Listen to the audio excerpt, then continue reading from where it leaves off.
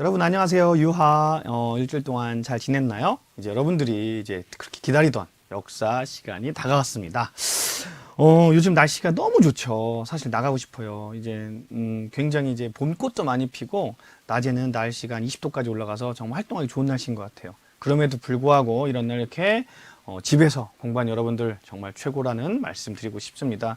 우리 조금만 참아서 다 같이 빨리 이겨냈으면 좋겠습니다. 여러분들 기다리면서 선생님이 댓글창을 봤는데 우리 임예진 학생 선생님 존잘이에요. 아우 고맙습니다. 그리고 서현 학생 김종민 쌤 보고 싶었어요. 저도 보고 싶었습니다. 여러분들이.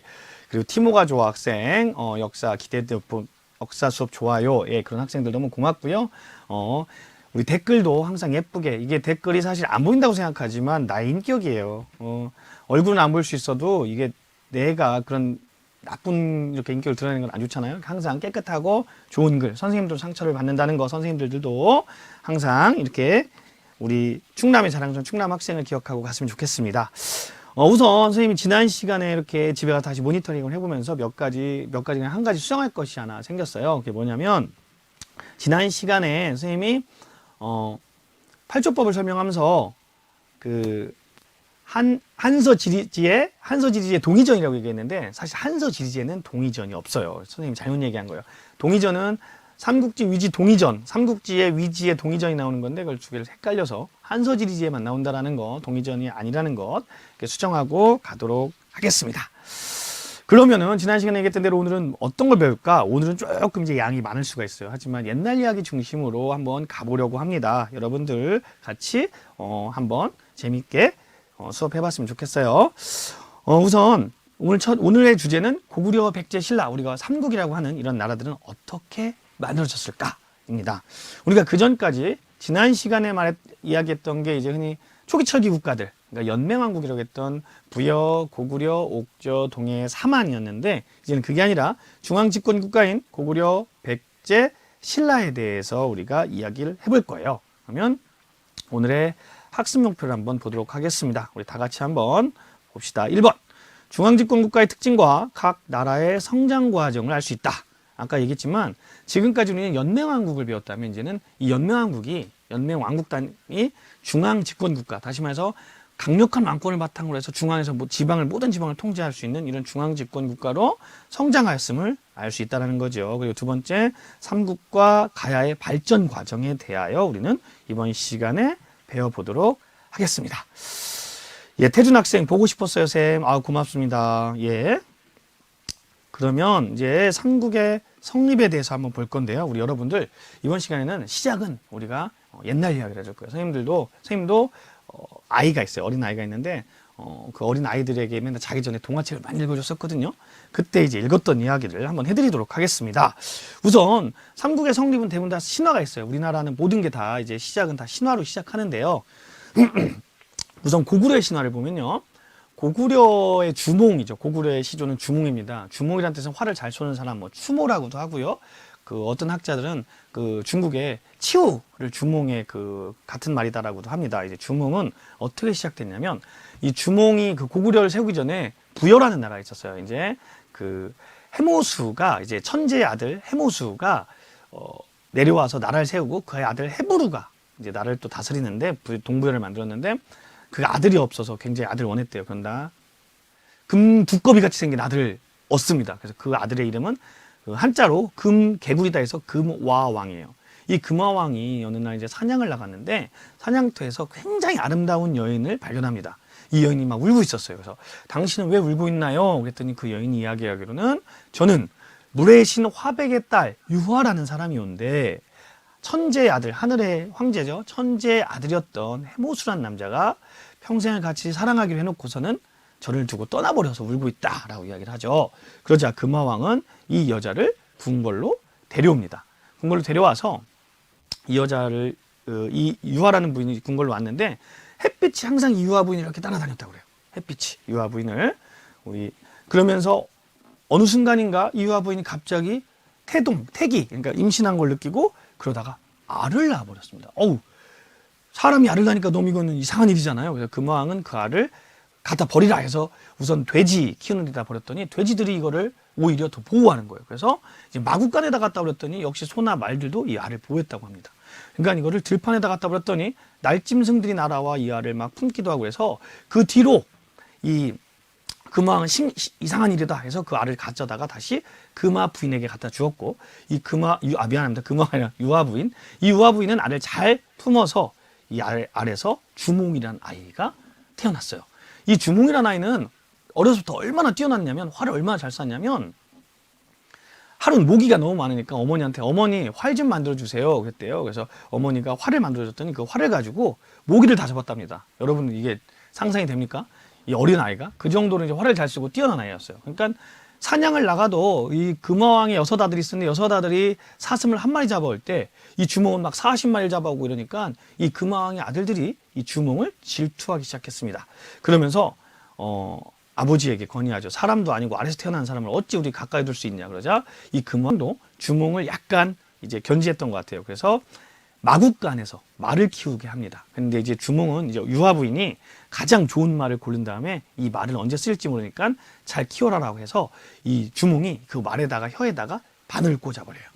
말은 잘 먹을 수 없겠죠. 그래서 그 제일 좋은 말은 쫄쫄 굶어서 삐쩍 마르게 되고 다른 말들은 굉장히 잘 키우게 됩니다. 그러니까 이제 금화왕이 마국간에 와서 보고 말을 잘 키워서 너에게 선물로 주겠다고 이 주몽에게 이 삐쩍 마른 말을 선물 주는 거예요. 그러자 이제 주몽은 이제 쓱 웃었겠죠, 속으로. 아이고 참 하면서. 그런 다음에 이 혀에서 바늘 뺀 다음에 이 말을 잘 키워서 좋은 말로 키우게 되는 겁니다. 그런데 주몽이 잘하면 잘할수록 이 금왕의 여섯 아들들, 우리가 대소라고 하는데 대소 왕자부터 시작한 여섯 아들들이 이 주몽을 계속 질투하는 거예요. 그래서 어느 날은 주몽을 제거하기로 합니다. 그 이야기를 들은 몰래 엿들은 유화 부인은 주몽에게 가서 떠나라 라고 이야기를 하죠. 그래서 주몽이 결국 급하게 떠나게 됩니다. 근데 그 소식을 들은 부여의 여섯 왕자들은 주몽을 끝까지 쫓아가요. 근데 이제 주몽이 막 도망을 가다가 큰 강을 만나게 됩니다. 이 강을 만나게 돼서 잡히기 일촉즉발의 상황이었어요. 그때 주몽이 하늘에 대고 크게 소리를 칩니다. 나는 천지의 손자요, 물의 신 하백의 외손이다.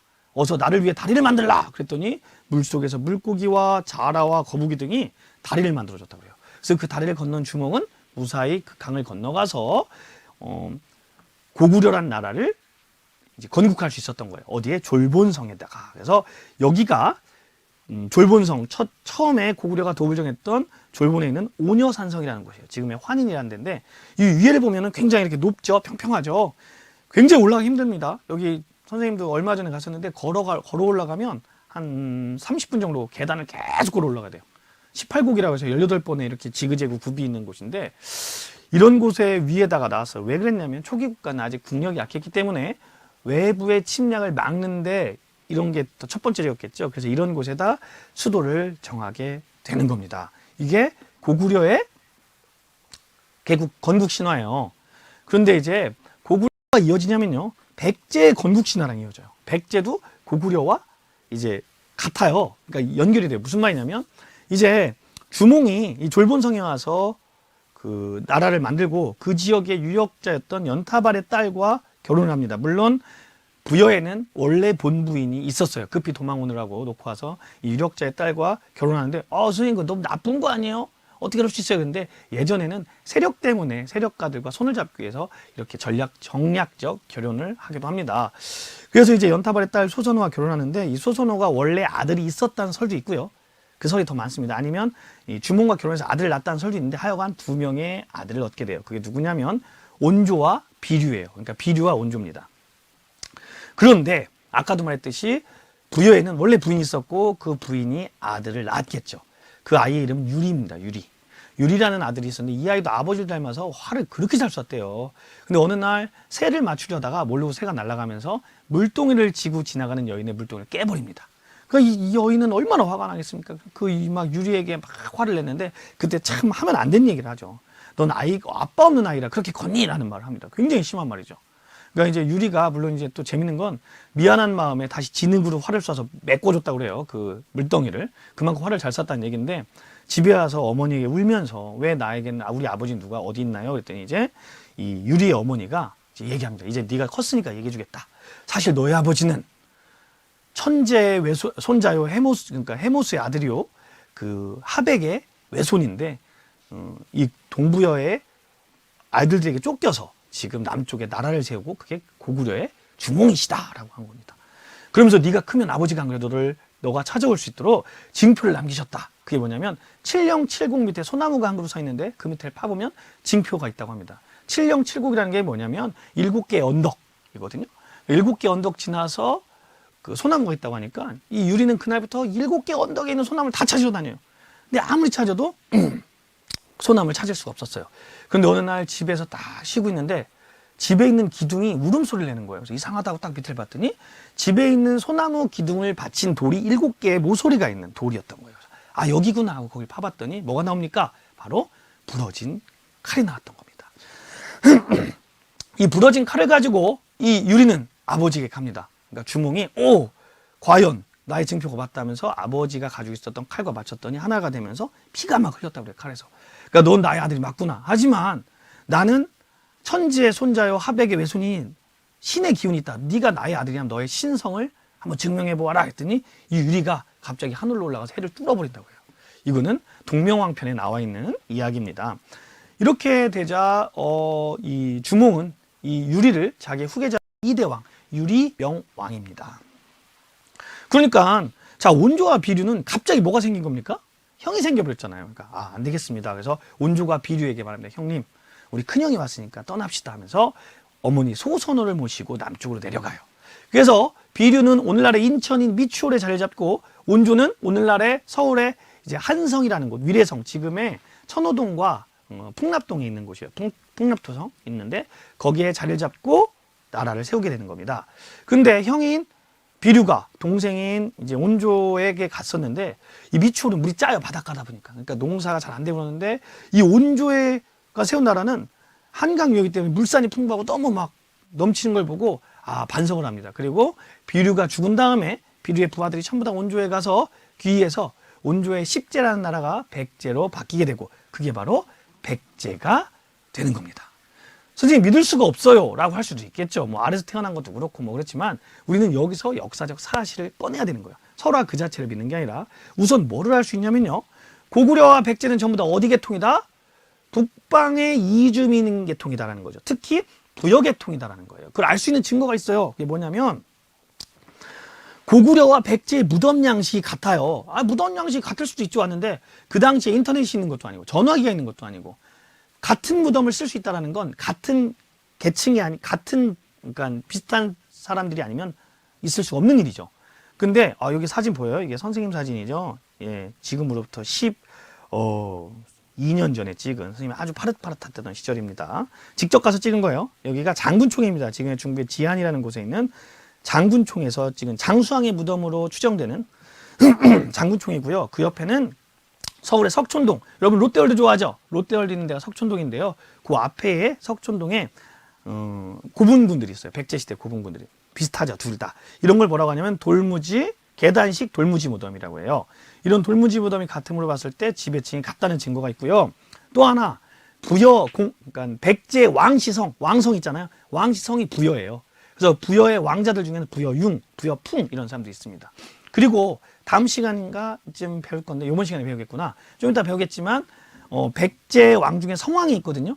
이 성왕이 그 사비로 천도한 다음에 나라 이름을 뭐로 바꾸냐면 남부여로 바꿔요. 남부여. 남쪽으로 내려온 부여다.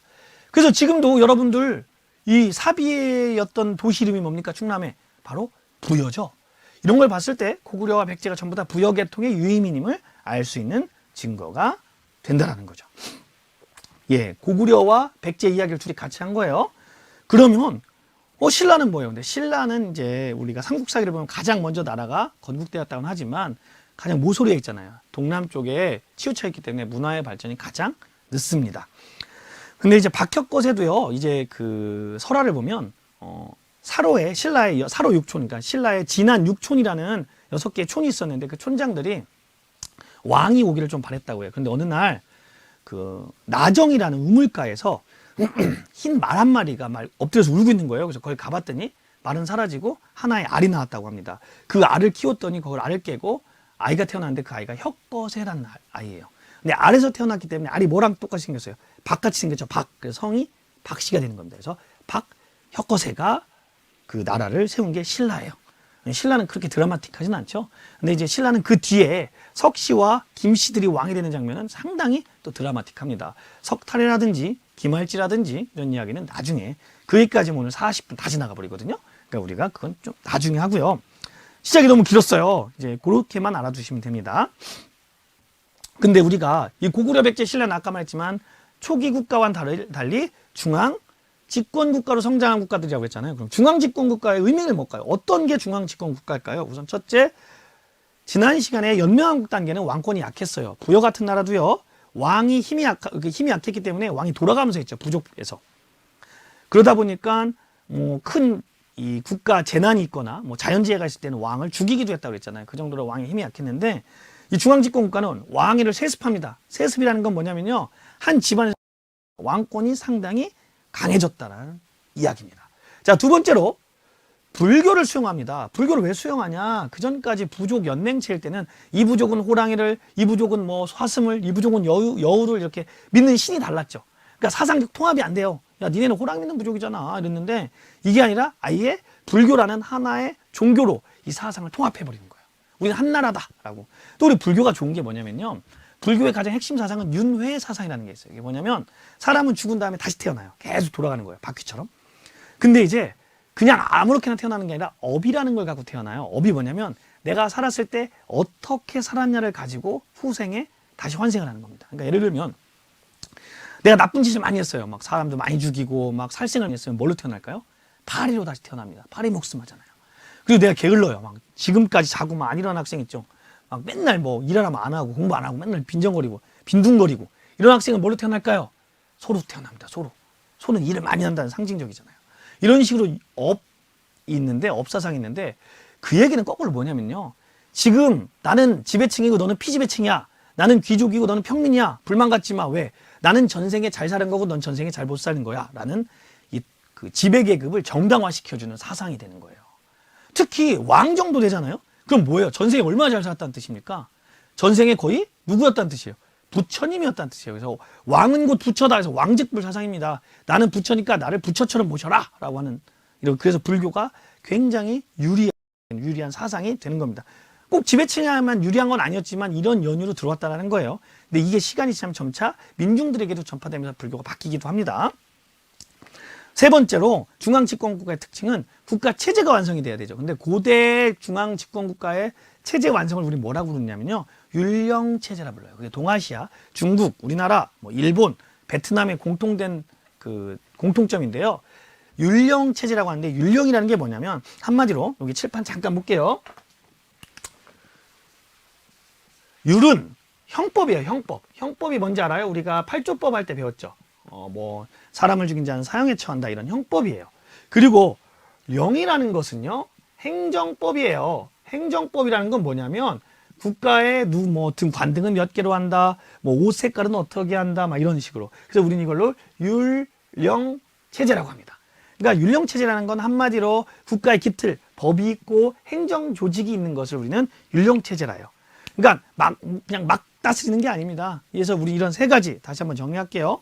왕위 세습, 불교 수용, 율령 반포를 중앙 집권 국가의 그런 내용이라고 보는 거예요. 그러면 삼국도 다 이런 과정을 거쳤겠죠. 그 과정을 지금부터 살펴보도록 하겠습니다. 우선 이 표를 만들었어요. 사실 많은 역사 선생님들이 표를 만드는 걸 되게 싫어해요. 왜냐하면 역사라는 건 이런 표나 도표로 이렇게 할 수 없는 것이다. 인문학이기 때문에. 하지만 여러분들이 이해하기 쉽도록 시험 문제에서 시험 볼기 쉽도록 표로 선생님이 정리를 했습니다. 친절하죠? 예, 칭찬해 주세요. 자, 우선은 그럼 삼국의 기틀을 마련하는 왕부터 봅시다. 1세기의 고구려의 태조왕, 그리고 3세기의 백제의 고이왕, 그리고 4세기의 신라의 내무왕입니다. 요 왕들 보고요. 그리고 전성기도 있어요. 이거는 왜냐하면 꼭 좀 시험 문제에 많이 나오니까 알아뒀으면 좋겠어요. 고구려의 장수왕 5세기입니다. 근데 전성기는 백제가 가장 빨랐어요. 4세기 백제 고구려 신라 순이에요. 4세기의 근초고왕이고요. 신라는 6세기의 진흥왕입니다. 이제 드디어 막 어려운 것들이 왕 이름이 나오기 시작합니다. 여러분들 정신 꽉 붙잡으세요. 그럼 하나하나 보도록 하겠습니다. 자, 우선 삼국의 전성기의 지도를 한번 봅시다. 이 지도는요, 여러분들 좀 알고 가야 돼요. 왜냐하면 지도의 모습, 4세기는 백제가 가장 넓었습니다. 그리고요 5세기는요 고구려가 가장 넓었죠. 그리고 6세기는 신라가 가장 넓었습니다. 근데 이 세 세기에 그러니까 전성기의 지도를 보면은 공통점이 하나 있어요. 찾는 학생 선생님이 아주 큰 선물 칭찬해 줄게요. 한번 찾아보세요. 공통점이 뭘까요? 여러분 이게 밑에 올라오는 것이 좀 늦으니까 제가 한번 그냥 이야기하도록 하겠습니다. 예, 어느 학생 근초광이 고구려왕 죽이지 않았나요? 맞아요. 자, 고구려의 광개토대왕 때가 전성기 아닌가요? 하겠는데 광개토대왕도 전성기지만 광개토대왕 다음 왕인 장수왕이 더 많은 영토를 넓혔고요. 그래서 우리는 흔히 장수왕을 전성기로 보기도 합니다. 자, 4세기, 5세기, 6세기 백제, 고구려, 신라의 가장 공통점은요. 바로 어디 차지? 한강 유역을 차지하고 있음을 알 수가 있는 겁니다. 한강 유역이 왜 중요하죠? 한강은요. 우선 첫째, 물산, 그러니까 여러 가지가 풍부해요. 두 번째, 인구가 많습니다. 한자입니다. 세 번째, 중국과의 교류가 유리한 곳이에요.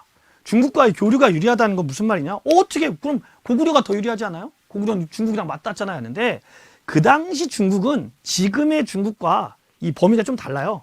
그래서 고구려와 중국의 그 당시 중국의 중심 사이에는 이민족, 유목민족들이 많았어요. 그래서 육지로 가기 쉽지 않았습니다. 바다로 가는 게 제일 편해요. 그래서 한강역을 통해서 가는 게 제일 빠른 방법이었다고 할 수가 있습니다. 그래서 한강을 차지하는 자가 한반도를 지배한다, 차지한다. 전성기를 갖게 되는 겁니다. 그래서 한강 유역을 차지했다라는 거 전성기 꼭 알아두시고요. 순서는 우리가 알겠지만 4세기 백제, 5세기 고구려, 6세기 신라다라는 거 우리가 한번 알고 갔으면 좋겠습니다. 이 C가 뭐의 약자냐면요. 요거 아니에요. 센츄리, 세기란 뜻이에요. 세기는 우리 연해 그 해 서기에서 그 플러스 1을 하면 되죠. 그래서 지금은 2000년이니까 21세기예요. 자, 그러면 하나 이제 왕부터 봐야 돼. 이제부터 여러분 정신 없어질 거예요. 꽉 잡으세요. 출발합니다. 빨라요. 자, 태조왕으로 가봅시다. 고구려의 기틀을 세운 태조왕. 근데 여기서 우리가 태조왕을 얘기하기 전에 태조라는 이름을 좀 알아야 돼요. 태조라는 이름은요, 보통 어디에 많이 쓰이냐면요, 국가를 건국한 왕에게 많이 써요. 그래서 태조라는 게 클 태자에 조상 조자, 할아버지 조자를 쓰거든요. 그래서 주로 우리 고려의 태조 누굽니까? 왕건이잖아요. 그리고 조선의 태조 누구예요? 이성계잖아요. 그런데 고구려를 그 개국한 왕은 누구예요? 주몽이잖아요. 태조왕은 심지어 고구려의 6대 왕이에요. 그러니까 태조가 아니에요. 근데 왜 태조라는 이름에 붙였냐? 그만큼 국가의 기틀을 마련하는 왕이었다라는 의미가 되는 거예요. 그럼 이 태조왕이 뭘 했는지 봅시다. 우선 정복 활동을 많이 해요. 고구려도 작은 연맹왕국 단계의 하나였어요. 그 연맹왕국이 5부족입니다. 우리 5부족, 고구려의 5부족, 뭐 굉장히 중요하진 않지만 알아두면 나쁘지 않겠죠. 소노부가 있었고요. 초창기의 왕족입니다. 그리고 왕비족이 있었어요. 왕비족이라는 건 그 왕비는 그 족에서만 나오는 거예요. 그 부족에서만. 전로부가 있었죠. 그리고 계루부가 있었습니다. 관노부가 있었고요. 순노부가 있었어요. 그래서 이걸 뭐라고 하냐면 오부족이라고 했습니다. 오부족. 소노부, 전로부, 계루부, 관노부, 순노부. 근데 이런 부족이었는데 아주 작은 연맹왕국이었는데 이게 점차 이제 영토를 확장해 나가면서 하나의 큰 국가의 기틀을 마련하는 거예요. 그래서 보면 동쪽과 서쪽으로 막 나가요. 동서로 막 나가죠. 우리 여러분들 그 지도를 한번 볼까요? 지도를 보면요. 여기 보면 선생님이 표시하는 거 잘 보세요. 여기 표시 보여요? 요 빨간색에 표시된 곳이 요동반도예요. 요동반도. 왜 요동반도라고 하냐면요. 이름을 보면 우리가 막 외우려고 하지 마세요. 여기 하얗게, 이렇게 파랗게 강이 하나 흐르고 있거든요. 이 강의 이름이 요하강이에요. 중국말로는 랴오허, 요하강이에요. 그래서 요하강의 동쪽에 있으니까 요동반도고요. 요하강의 서쪽에 있으면 요서, 랴오스, 여기는 반도가 아니에요. 이렇게 되는 거예요. 그러니까 요동이 어디냐? 요하강 동쪽이다. 툭 튀어나온 곳이에요. 오늘날로 따지면 위해, 웨이하이 이런 곳입니다. 연태 이쪽이다. 요동이에요. 이 지역으로 진출했고요. 남쪽으로는 옥저까지도 정복하게 되는 거예요. 그러니까 보면 막 이렇게 퍼졌죠. 그리고요. 다시 한번 칠판을 봅시다. 원래는 이 소노부가 왕족이었는데 소노부가 아니라 게르부에서, 그것도 고씨에 의해서 왕위의 독점적 세습이 가능해지는 거예요. 그러니까 이제부터는 고구려의 왕은 누구예요? 게르부에서만 계속 나옵니다. 이게 굉장히 중요한 겁니다. 그러니까 태조라는 이름이 붙게 된 거죠. 게르부 고씨의 왕이 세습이 된다라는 겁니다. 이게 할 일이 많으니까 태조왕 빨리 넘어갈게요. 또 이제 그러면 이제 우리가 고의왕을 봅시다. 고의왕. 백제 기틀을 마련한 왕이죠. 우선 여기도 영토를 확장해요. 근데 어디를 영토를 확장하냐면요. 여기 백제는 마한 지역이에요. 마한의 옛 지역에서, 마한은 작은 소국들이 많았는데 그 중에 가장 우두머리 되는 국가를 목지국이라고 했거든요. 근데 이 백제는 이 목지국을 병합해요. 이때. 이 고의왕 때. 그러니까 한마디로 뭐예요? 마한 지역의 우두머리가 되기 시작하는 겁니다. 그리고 통치 조직을 정비합니다. 그래서 관등, 그러니까 관직을 만들어요. 우리 공무원이 부급까지 있잖아요. 이런 것처럼 16관등을 만들고요. 관복, 이 관등에 따라서 입을 수 있는 옷의 색깔, 자비, 청홍 이런 식으로 옷의 색깔을 바꿔요. 그리고 뇌물을 받으면 세배를 문다라는 형법도 제정합니다. 그래서 학자들은 이걸 봤을 때 이게 딱 보여요. 관등과 관복하면 행정이죠, 행정. 그러니까 령에 해당하죠, 령. 그리고 형법, 이거 뭐예요? 율이죠, 율. 그래서 이걸 무슨 체제다? 율령 체제다라고 이야기하는 사람도 있어요. 그래서 백제는 고의왕 때 율령이 반포되었다라고 이야기합니다. 하지만 다른 신라나 고구려는 삼국상이나 이런 데에 명확하게 왕이 나와요. 이때 율령 반포했다는데 백제는 안 나오거든요. 그래서 이걸 가지고 율령 반포했다 얘기하지만 요즘에는 좀 다른 학설도 많아요. 그래서 백제는 율령 반포를 정확하게 이야기하지는 않습니다. 그래서 시험에는 잘 안 나올 거예요. 신라로 갑시다. 신라는요, 내무왕인데, 자, 아까 말했지만 신라는 누가 건국했다고 그랬죠? 박씨가 건국해요. 박혁거세가. 근데 박혁거세 다음에 남해라는, 박혁거세 아들 남해가 왕이 되는데요. 남해의 아들이 유리예요. 똑같은 유리예요. 그래서 고구려 2대 왕도 유리지만 신라의 3대 왕도 유리예요. 유리왕 유리가 있었고 그 사람의 사위였던 석탈해가 있었어요. 석탈해는 흔히 우리가 생각하기로는 해상 세력이었고 바다에서 온 울산을 중심으로 했던, 그리고 쇠를 만들고 해서 그 철기문화를 바탕으로 해상 세력을 했던 사람이라고 우리가 추측하는데, 이 석탈해가 있어서 사위. 그러니까 이 둘 중에 누가 왕을 할까 하다가 연장제였던 유리가 먼저 왕을 합니다. 그 다음에 석탈해가 왕이 해요. 그러니까 이제 왕의 성이 뭘로 바뀐 거예요? 석씨로 바뀌죠. 그러다 그 뒤로 이 김할지가 나오면서 김할지의 아들이었던 이제 그 미추왕 때부터 신라 또 김씨가 왕위를 하기 시작해요. 그러니까 박씨와 석씨와 김씨가 교위한다고 그래요. 막 돌아가면서 왕을 막 하다가 언제부터? 4세기 후반 내무왕 때부터 김씨에 의한 독점적 왕위 세습이 됩니다. 이 얘기는 뭘까요? 왕의 힘이 강해졌다는 의미죠. 그렇죠.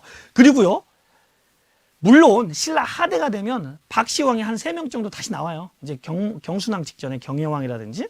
근데 하여간 어찌됐든 간에 김씨에 의한 독점적 왕위 세습이 됐고요. 그리고 신라는요, 아까도 말했듯이 그 동남쪽에 치우쳐 있기 때문에 중국의 선진 문화를 받는데 가장 불리했어요. 그래서 이 중국의 문화가 가장 늦어요. 그러다 보니까 왕의 이름도 여기만 달라요. 그래서 뭐라고 쓰이냐면요, 한번 여기 읽어봅시다. 제일 처음에 거서관이라고 돼 있죠. 거서관. 이거는 무슨 뜻이냐면요, 대군장이라는 뜻이에요. 주로 누가 쓰였냐면 박혁거세가 거서관이라고 불렸어요. 그리고 그 다음 남해 때문에 차차홍이라고 불립니다. 이거는 김대문이라는 사람은 차차홍은 뭐라고 해석했냐면 무당이다. 큰 무당이다. 왜냐하면 이게 제사장의 의미니까. 하지만 3대 유리 때부터는 이사금이라고 불리는데요.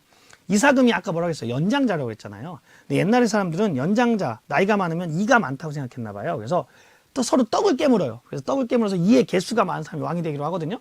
그래서 네가 많았다 해서 이사금, 이걸 it금이라고 하고 이게 나중에 임금님의 어원이 되기도 하는 겁니다. 이게 나중에 내무왕 때는 마리간이 된다는 거. 그리고 신라도 중국식 왕인 왕호인 왕을 쓰기 시작한 건 언제다? 그러니까 6세기 지증왕 때부터입니다. 그래서 우리가 거서관, 차차웅, 이사금, 마리간, 왕, 이 순서는 우리가 한번 알아두면 혹시라도 시험 볼 때 좋겠죠. 자, 그리고 역시 내무왕도 영토를 확장합니다. 그래서 이때 누가 쳐들어오면요, 신라에 왜가 쳐들어와요. 이때는 아직 일본은 아니었고 왜가 쳐들어와요. 왜? 근데 이걸 누가 물리쳐주냐면, 아직 신라는 스스로 물리칠 힘이 없었고 고구려의 광개토대왕이 와서 물리쳐줘요. 왜, 어떻게 알아요? 그랬는데 어디에 나와 있냐면 만주에 있는 광개토대왕 릉비에 써 있어요. 그리고 또 어디에도 써 있냐면 삼국사기에도 써 있어요. 근데 우리가 역사가 그것만 보고 믿을 수는 없잖아요. 근데 재밌는 건 신라에 호우총이라는 무덤이 있거든요. 그 무덤에서 뭐가 발견되냐면 그릇이 발견돼요. 그걸 호명 그릇이라고 하는데 그 그릇을 보면요. 여기 한번 읽어봅시다. 을묘년 북강상 광개토지 호태왕 우십 이렇게 써있어요. 이게 무슨 뜻이냐면 을묘년에 만든 광개토대왕의 10번째 그릇이다 이런 뜻이에요. 아니 경주에 신라에서 광개토대왕의 이름이 그릇이 발견됐다? 이게 뭡니까? 이 시기에 고구려군이 경주에 주둔하고 있었던 증거가 되는 겁니다. 그래서 이런 얘기가 신라 서계도 나와요. 많이 다 나옵니다. 자, 그렇다면 좀 빨리 갈게요. 이제 시간이 없으니까. 전성기를 봐야 되겠죠? 이제 근초광입니다. 근초광은요, 이젠 왕위의 세습을 떠나서 왕위를 부자 상속하기 시작해요. 무슨 말이냐? 그전에는 어떻게 했는데 그럼? 부자 상속 아니면 어떻게 해? 형제 상속도 해요. 형이 죽으면 동생이 상속하기도 하는데 이제는 아들로서 직계로 쭉 내려가는 거죠. 왕권이 더욱더 강해진 것을 의미합니다. 그리고 아까는 목지국만 잡았다고 했는데 이제 만 전 지역을 통합해요. 그래서 실질적으로 지금의 백제라고 불리는 충청도, 경기도부터 해서 경기도, 충청도, 전라도 지역을 다 차지하게 되는 겁니다. 그리고 아까 어떤 학생이 고구려 왕 죽이지 않았어요? 그런데 맞습니다. 황해도 일부까지 진출해서요. 평양성 전투에서 고구려의 고국 원앙을 전사시키게 되는 거예요. 근초광이. 그래서 원래는 백제와 고구려는 같은 게 어떻게 보면 형제국가잖아요. 근데 이때부터 철천지 원수가 되어버려요. 고국 원앙을 죽이면서. 자, 그래서 이때가 4세기의 전성기입니다. 아까 평양성까지 진출하죠. 그리고 요서지방과 산둥, 규슈 쪽으로 막 백제의 특징은요. 굉장히 국제적인 교류를 많이 한다라는 겁니다. 자, 그럼 장수왕 봅시다. 아까 광개토대왕이요 그랬는데 광개토대왕은 좀 이따 보고 광개토대왕의 아들이었던 장수왕부터 봅시다. 장수왕은요. 원래 우리가 고구려의 수도는요. 크게 처음에 졸본성이었다가 국내성으로 천도를 해요. 그러다가 이제 다시 평양성으로 천도를 해요. 지도를 보면요. 지도를 보면 국내성 보여요? 예, 국내성 보이죠? 여기 국내성이에요.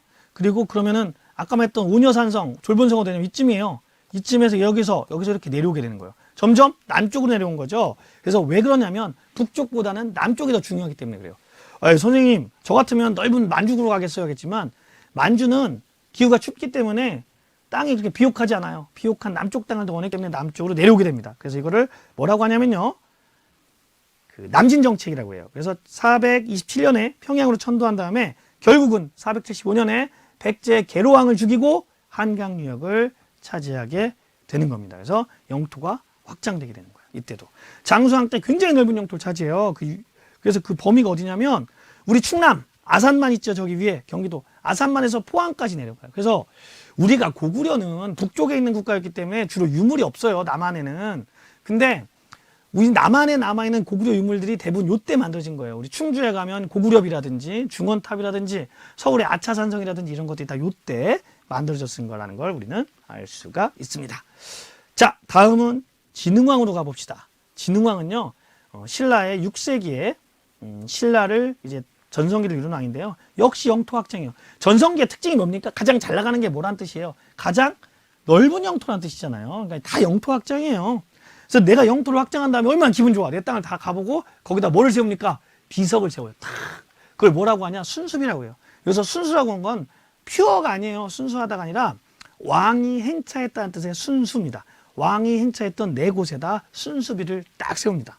그리고 역시 고구려로부터 한강 유역을 빼앗아 버려요. 그리고 이따 배우겠지만 대가야도 병합하게 되는 거예요. 그러니까 전성기 지도를 보면 넓죠?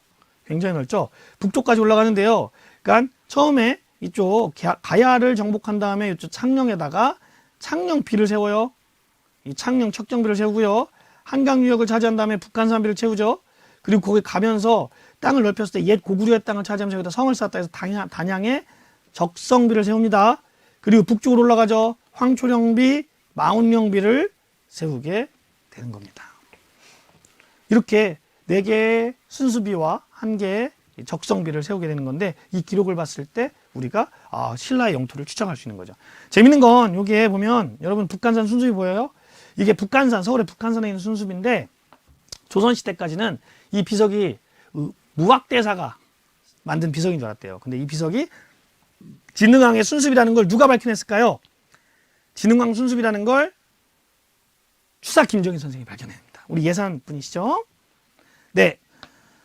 그리고 이제 그 밖에 고구려 왕들 너무 많은데 봐야 돼요. 우리가 이거는 시업 시간 할 건데 선생님이 중단원 하나를 1시간에 하다 보니까 오늘 양이 좀 많습니다. 그리고 처음에 들어갔는데 옛날 얘기를 많이 하다 보니까 좀 양이 많은데 우리가 양해해주고 좀만 읽어주세요. 이제 수업 시간 5분 남았습니다. 우리 여러분들 되게 마지막 시간까지 잘 고생했어요. 조금만 더 버팁시다. 우선 고국천왕은 부자상속 그리고 오부사 성립하는데 이 오부가 뭐냐면요. 칠판 한번 다시 한번 볼게요. 이 5개의 부족이 있었다고 그랬죠. 이 부족이 자기 부족을 독자적으로 다스렸어요. 한데 그러다 보니까 왕의 힘은 약했겠죠. 근데 고국천왕 때 이 부족을 다 부족적인 걸 다 없애버리고 동, 서, 남, 북, 중에 5개의 행정구역으로 나눠버려요. 그래서 행정적 오부로 바꿔버린다는 겁니다. 왕의 힘이 그만큼 강해진다는 의미겠죠. 그리고 소수리망. 자, 광개토대왕이 영토 정복을 할 수 있는데 가장 큰 영향을 미치는 건요, 소수리망이에요. 소수리망이 국가 기틀을 거의 완성을 시켜놔요. 우리가 태조왕이 기틀을 마련했다고 했는데 실질적으로 완성한 왕은 선생님은 소수리망이라고 보고 싶어요. 이 소수리망은 우리가 다 외워둬야 돼요. 3가지. 막 그냥 자동 반사해야 됩니다. 율령반포, 불교수용, 태학설립이에요. 우리가 하는 3가지는 꼭 알아둡시다. 율령반포, 불교수용, 태학설립.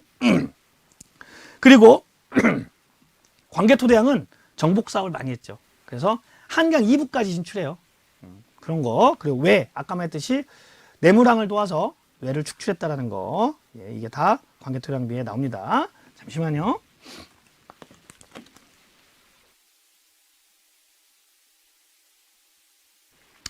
자, 백제를 봅시다. 백제 불교 수용은요, 침류왕 때예요. 고이왕, 근초고왕, 다음 왕입니다. 그리고 미안합니다. 계로왕 때 계로왕이 죽으면서 한강역을 빼앗기잖아요. 그러면서 그 아들 문주왕이 급하게 어디로 이사를 하냐면 지금의 공주로 이사를 하거든요. 이 공주로 이사하는데 이 공주는 시대 웅진 시대라고 하는데 왕이 힘이 약해요. 근데 무령왕이 이 웅진에서 이때 굉장히 번영을 이루거든요. 그래서 우선 22담로라고 해서 각 지방에다 22담로를 파견하는데 왕족을 파견합니다.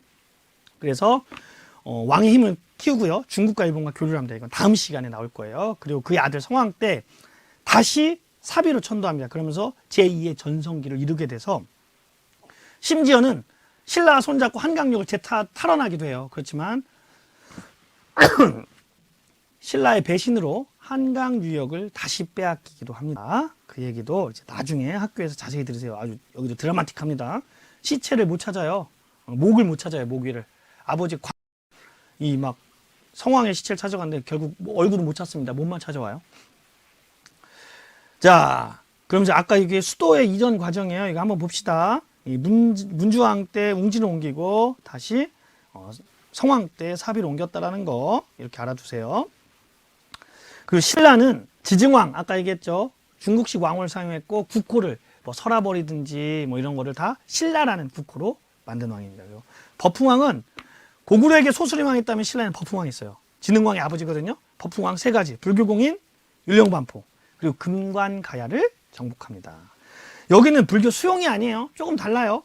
공인이라는 건 뭐냐면 신라는 가장 문화가 늦다고 그랬잖아요. 딴 데보다 200년이 늦어요. 불교 수용이 100년이 늦어요. 왜냐하면 이미 불교가 들어와 있었는데 인정을 안 해요. 그 토착 신앙이 강해서. 그러니까 버풍왕은 불교를 공인하고 싶은 거예요. 근데 그 신하들이 도와주지 않자 이차돈이라는 사람이 그 왕에게 전하, 나의 목을 자르십시오. 그러면 뭔가 신령한 일이 일어나서 저 사람들이 두려워서 불교를 믿게 될 것입니다 합니다. 그래서 아끼던 신하였던 이차돈의 목을 잘랐더니 정말로 우윳빛 피가 하늘로 솟았다고 하죠. 그래서 그걸 기념하기 위해서 이차돈 순교비가 이렇게 만들어지게 그 새겨지게 된 거예요. 이게 목에 잘려서 우윳빛 피가 솟아나는 장면이에요. 국립 경주박물관에 있는 것입니다. 자, 근데 이제 벌써 시간이 다 됐는데 간단하게 한번 볼게요. 이 삼국은 중앙 집권 국가이긴 하지만 아직 연맹왕국의 흔적이 남아 있었던 게 귀족회의가 있었어요. 그래서 고구려에는 제가들이 모여서, 그리고 백제에서는 정삼이라는 바위에 모여서 상좌평이라는 수상을 뽑기도 했고요. 그리고 신라에서는 이름이 나옵니다. 이름이 정확한 건 화백회의 하나요. 만장일치제로 결정하는 화백회의가 있었다는 것. 그리고 행정구역은 고구려는 서울 지방 5부 5부, 백제는 서울 5부 지방 5방, 신라는 아까 말했죠? 경주 진안 6부에서 지방은 5주, 6부 5주. 수상은 대대로 상자평 상대등, 이제 시중이라고 나중에 또 나오기도 합니다. 이렇게 이거는 시간이 없어서 간단하게만 보고 갈게요. 근데 여기서 핵심은 골품제도예요. 이게 뭐냐면 신라의 신분제도예요. 신라에만 있는 독특한 신분제도가 있습니다. 골과 품은 아닌. 근데 이거는 정치적인 신분뿐 아니라 일상생활까지도 관여하는, 집의 크기라든지 옷의 색깔이라든지 이런 것까지 관여할 수 있었던 아주 강력한 신분제였습니다. 우리 가야는 다음 시간에 보도록 하죠. 시간이 없으니까. 그럼 이제 간단하게 학습 정리는 우리가 이렇게 써놨는데 우리 여러분들 요거를 보세요. 근데 여기 아까 율령반포를 비워놓은 이유는 흔히 우리가 고이왕이라고 배우긴 하지만 정확하게 이제 이거는 이설도 많아서 비워놓은 겁니다. 이거를 한번 우리가 알고 이것만 알고 놓으면 시험 보는 데 있어서 그게 도움이 많이 되겠죠. 자, 여러분들 선생님이 이렇게 수업을 하다 보니까 진도 너무 빠르죠. 이게 사실 5시간짜리예요. 학교에서 배우면 이거를 좀 짧게 압축해서 하다 보니까 선생님 말도 빨라졌어요. 마음이 급해서. 여러분들 그러다 보니까 이 댓글을 잘 못 봐요. 그래서 선생님이 집에 가서 댓글을 잘 볼 수가 없어요. 왜냐면 이게 다시 본 영상에는 댓글이 사라지거든요. 그래서 여러분들도 댓글 보기 싫은 학생은 화면을 크게 놓고 보세요. 그러다 보니까 댓글로 질문을 하면 잘 못해요. 대답을. 그래서 이 질문을 이메일로 하는데 여기 이메일로 막 이상한 질문하면 대답 안 해줍니다. 학습과 수업과 상관 있는 질문만 보내주신 학생에게는 선생님이 다음 시간에 모니터링을 해서 또 질문에 대한 대답을 해주도록 할게요. 그리고 첫 시간에 시작할 때 말 못했는데 학습 자료는 에듀스 충남방에 학습 자료를 계속 올려놓고 있어요. 매 시간 거. 그러니까 다운받아서 같이 공부하면 될 것 같아요. 여러분들 오늘은 되게 빨리 했죠. 빨리 갔죠. 그래서 여러분들 너무 급하게 해서 미안하고요. 다음 시간엔 문화입니다. 그러니까 우리가 좀 더 그림과 사진을 많이 볼 수 있을 것 같아요. 어려운 수업 하느라 고생했고요. 또 내일 모레 목요일 날 여러분들 선생님을 기다려 주시기 바라고 다음 시간에는 삼국은 다른 나라들과 어떻게 교류했을까에 대해서 볼 거예요. 여러분들 오늘 3시간 동안 공부하는 너무 고생 많았고요. 우리 충남 학생들 정말 선생님의 자랑입니다. 너무 훌륭해요. 우리 특히 중2 학생들. 우리 온양중 학생, 선생님 보는 학생 인증하면 선물 준다고 했죠. 계약하면. 네. 하여튼 우리 여러분들 고생했고 오늘 수업 끝나고 푹 쉬기 바랍니다. 고맙습니다. 다음 금요일에 만나요. 예, 유바.